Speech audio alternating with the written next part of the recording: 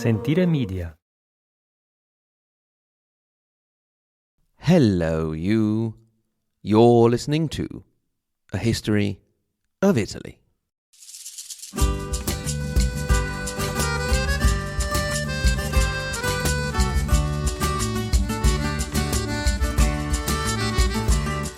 Episode 134, Piedmont and the Rise of the Savoy, up to the year 1255. E così ritorno su, lascio I colli nelle valli, tra due salici piangenti, io ritrovo la speranza di un amore che ormai fu. In our continuous tour round and round and round and round Italy, I hope you're not getting too dizzy and confused, we have come around, after visiting with Genoa, to Piedmont. This is a region of Italy that we have mentioned more than once, at least some of the cities and rulers from the Piedmont area, but we haven't really stopped to consider the region itself. Now that it has come to the forefront, particularly with the rise of the House of Savoy, it's time we paid it a bit more tender loving care. After all, we wouldn't want it to feel neglected. And in the end, it is actually my home region, since I was born in the small town of Galliate in the province of Novara. Without dwelling too much on it, we can say that the area has been inhabited since the Paleolithic. If, like me, your knowledge of prehistory is pretty rubbish, you will have to go and look that up. Don't worry, I have done it for you. It's from 2.5 million years ago to just a meager 10,000 years ago. No time at all, really. The first distinguishable people to inhabit the area would have been a population called the Liguri, who give the name to the current-day region in Italy of Liguria. We know it as the area with Genoa, and for all you tourists coming to Italy, you will know it as the area where you can find the Cinque Terre. Incidentally, there is also a town called Cinque Terre in the province of Reggio Emilia, so make sure you don't get the two confused. I once found two American tourists wandering around our province looking for the Cinque Terre, which are actually hundreds and hundreds of kilometers away. The Liguri from Piedmont would have been present also in their namesake Liguria and all the way down into our area of Emilia. The area was then taken over by the invasion of the Gauls and, of course, like everywhere else in Italy, as the story goes, the Romans came along. After the fall of the Western Roman Empire, the Ostrogoths managed to take most of the area, although the Franks would always have been sneaking around the Alps. Under the Lombards, you will remember, who arrived in the late 6th century, Piedmont was quite an important area, with Turin being the seat of an important duchy and giving rise to a couple of kings. After the defeat of the Lombards in the late 8th century, the area of Piedmont would have been governed by a series of Frankish counts, under the rule of the Holy Roman Empire, and in particular the Kingdom of Italy, which was, as we have said more than once, not the kingdom of all of Italy, but just the kingdom of northern Italy. It was a man of Piedmontese origin who, in the late 10th century, challenged the dominance of the Holy Roman emperors when he attempted to become king of the Kingdom of Italy in 1002. This man was Arduino di Ivrea, Ivrea being a city in Piedmont north of Turin. We spoke about his adventures back in episode 29.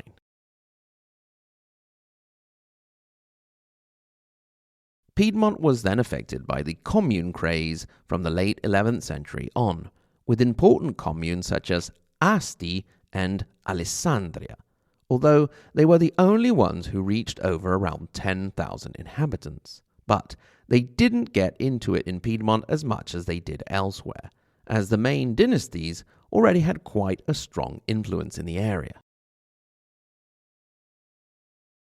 These were mainly the Marquis of Monferrato, of Saluzzo and the Counts of Biandrate and, of course, Savoy, all of whom at the start were mostly at the level of other local lords, but who had more important-sounding titles from the Carolingian period.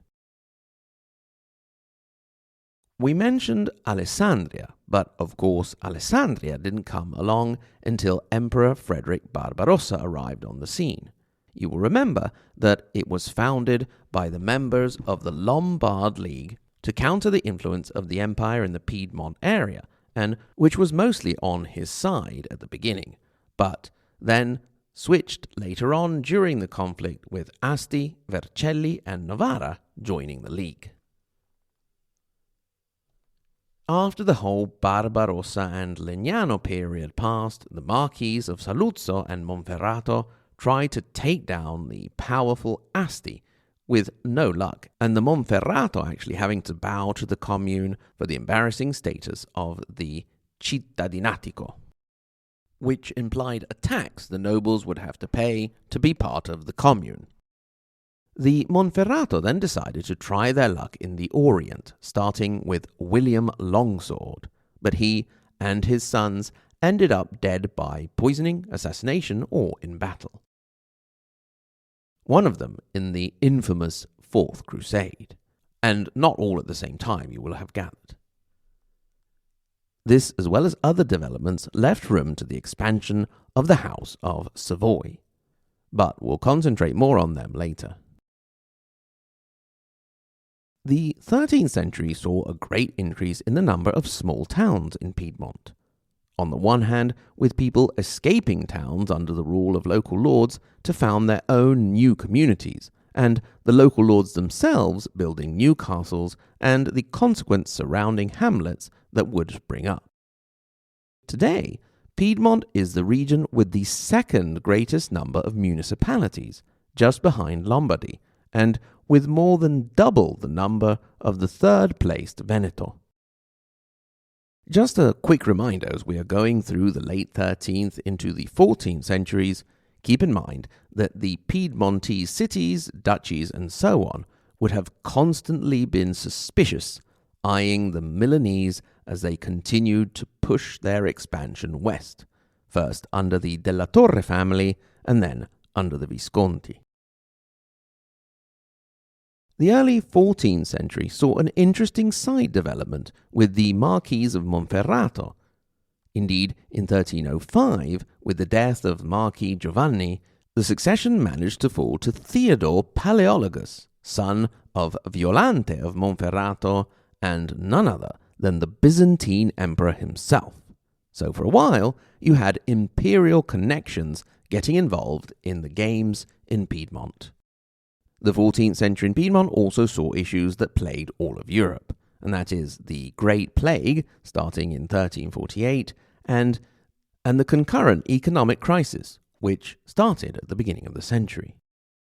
Things got a little bit better starting in the 15th century, where the situation in Italy really started to get interesting with the Visconti and the Medici and all that, as we have seen.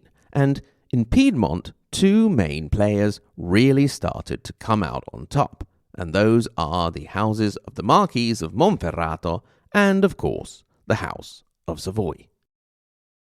Now, in the shrouding mists of time, it is often very hard to know exactly when a dynasty starts. After all, when it does, they don't really think, let's start writing down family histories from this point on because we will be famous one day. What's more, for centuries, being a noble meant that you had to be good at chopping things up with a sword and had no time for silly things like writing and reading. The same goes for the House of Savoy. We don't really know exactly when it started up, but we have a nice starting point which is easy to calculate with the first mention of the family in exactly the year 1000. On the 25th of January 1000, a certain Comes, Count Umberto Humbert, is mentioned, receiving lands from Bishop Odo of Belley, an area in western Savoy, current-day France. Umberto went down in history as Biancamano, of the White Hand, which I mention mainly because it reminds me of Saruman. We're not really sure why he got this moniker. It could have been due to his honesty and lack of corruption, so having clean hands. It could have been a distracted or drunk copyist that made the mistake and turned Bianchis Menibus of the White Fortresses, possibly meaning the Alps, to Bianchis Manibus of the White Hands. It could just have been that he had really pale white hands. In any case, he is the one who pops up in the year 1000, putting exactly 1022 years between the warrior and administrator of important alpine passes to Emanuele Filiberto, known for appearing on Dancing with the Stars and being a Swiss TV personality.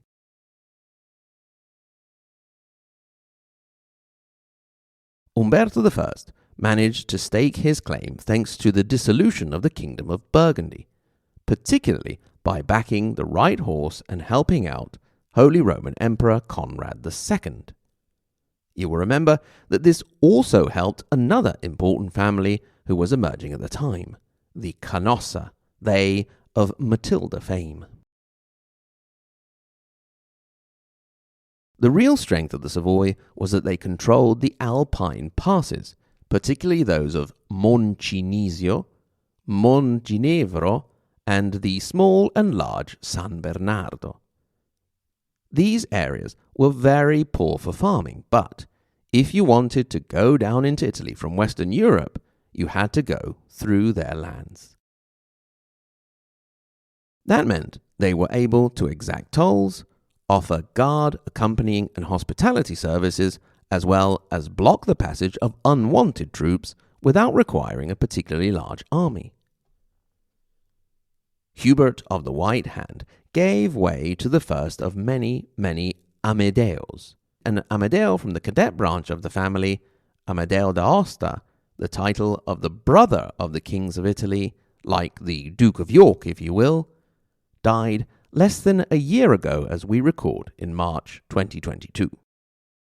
It was then another brother of the Amedeo we're talking about, the 11th century one, Odo, who for the first time brought what had been a primarily French dynasty into Italy by marrying Adelaide of Turin and bringing what would become the capital of their reign and later of Italy under their control, and that city was Turin. They wouldn't maintain their hold on Turin this time around, but would eventually get their hands back on it and keep it for good. The Savoy had some pretty important ties early on, with Amedeo III, for example, being related in the early 1100s to both the Pope and the King of France. It was the King of France in particular who encouraged their expansion south into Italy, since it was very convenient to have an ally rolling out the red carpet for him as far south as possible. The alliances of the House of Savoy, however, were not always one-directional. They did a good job choosing the right side in many different conflicts, allowing them not only to stay afloat, but also to prosper. For example, they sided with Pope Alexander III against the Holy Roman Emperor Barbarossa, but then when his grandson Frederick II came along, they sided with him. And they would then side with the French King Philip the Fair between the 13th and 14th centuries, and then with Holy Roman Emperor Henry VII in the early 14th.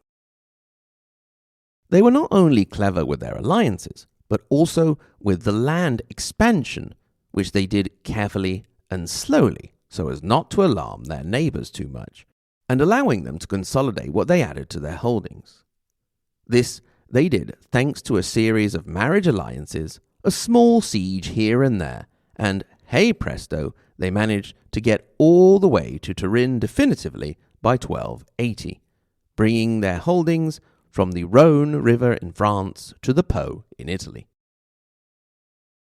Meanwhile, the succession of Humberts and Amadeos was interrupted when Amedeo III, who ruled in the late 12th century, threw a Thomas into the mix, Tommaso, due to his shock reaction to the murder of the Archbishop of Canterbury, Thomas Becket.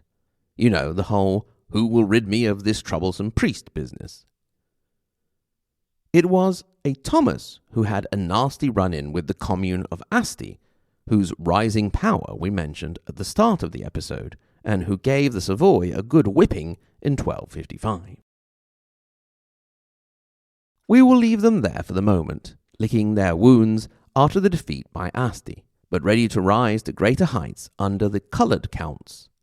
Now, I don't mean anything to do with race, also because the first of the coloured counts was the Green Count, so I can't imagine what race he would have been.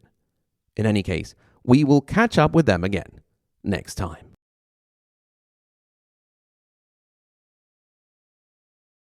Grazie. Thank you so much for listening, and thanks in particular to my lovely Patreon supporters, starting with the first half of the Margherita Hack and Galileo Galilei level, and that is Alison H., Amanda D., Anthony G., Bill S., Brian J., Carrie W., Silane, Cindy, Dean V., Dominic T., Emily B., Federica R., Francisco A., Gabriel S., Graeme, Greg, Gunnar, Ignazio, Il Valentino, James J., Jeff M., Jeff S., Jeffrey W., Jess and Shari, and Joseph S.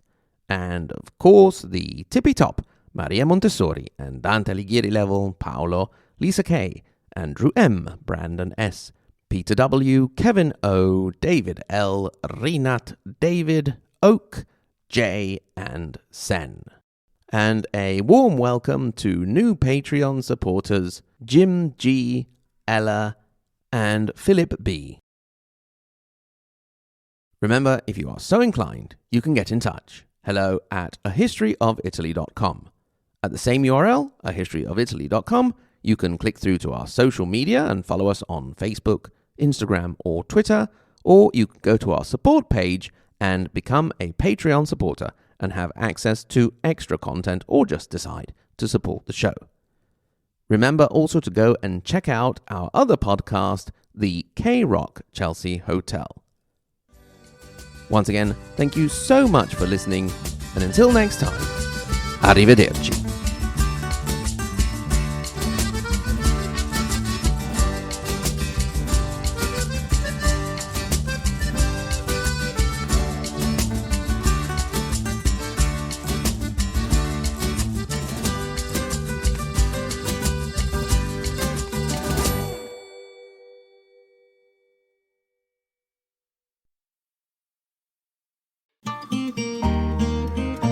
Sentire Media. Hey, podcast producers and show hosts. Do you want to join a podcast network that celebrates all things Italian? At Sentire Media, we understand the allure of Italy and its unique culture. Our devoted team of hosts and producers are all driven by their shared passion for Italy. And we work tirelessly to create the best lifestyle podcasts and content that will whisk you away to the very heart of Italy. With us, you can savor the mouth-watering flavors, get lost in the stories from the past, break down the cultural barriers, and truly immerse yourself in the vibrant traditions of this intoxicating country. If you have a great podcast idea or are already in production and would like to join Sentire Media, head over to sentiremedia.com, that's SENTIRE media.com, and find out how to submit your show.